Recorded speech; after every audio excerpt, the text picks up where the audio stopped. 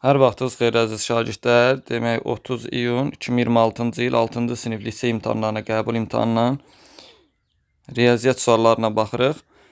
21-ci sualda aşağıdakı ədəd oxunda AB parçası 4 bərabər hissəyə bölünüb. BC isə 5 bərabər hissəyə bölünüb. Bu BC-ni 5 hissəyə bölüblər, AB-ni isə 4 hissəyə bölüblər. P plus ercəmini soruşur. Uşaqlar, baxıram ki, bu BC məsafəsi bir vahiddir. Biri 5 bərabər hissəyə bölüsülərsə, deməli hər hissə 5-də 1-dir.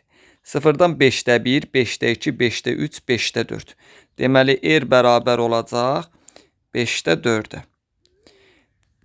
Bu hissədə isə AB parçasını 4 bərabər hissəyə bölüblər. Məsafə yenə 1-dir. 4 bərabər hissəyə bölüblərsə, hər hissə olacaq 4-də 1. Lakin mənfidir deyə, mənfi 4-də 1 olacaq. Mənfi 4-də 1, mənfi 4-də 2. P olacaq mənfi 4-də 2.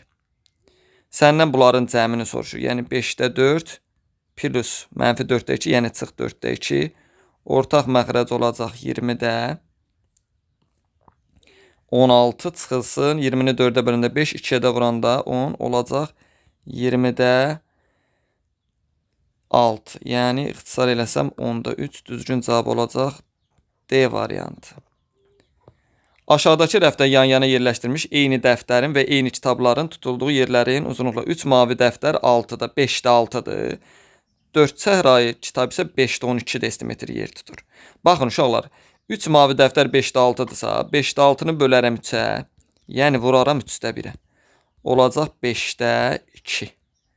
Deməli, bu mavinin bir dənəsi 5-də 2-dir. Digərində isə 5-də 12-ni bölərəm 4 dənədir, 4-ə. Yəni vuraram 4-də 1-ə. Olacaq 5-də 3. İkisinin birlikdə cəmini soruşur. 5-də 5 düzgün cavab olacaq 1 B variantı.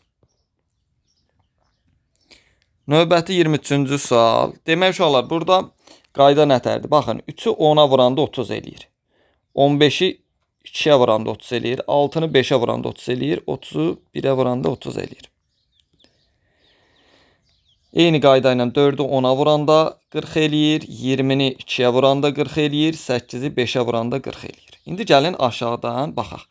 3, 10-na vursaq 30 eləyər. Deməli C 10 imiş. C bərabərdir 10-a. Sonra 10-u 3-ə vuranda 30 eləyir. A olacaq 3. A 3-dür. Bəs neçəni 3-ə vursaq 24 eləyər, 8-i. B olacaq 8. Səndən nəyi soruşur? A üstə gəl B, 11, çıx 10, düzgün cavab olacaq 1A variantı.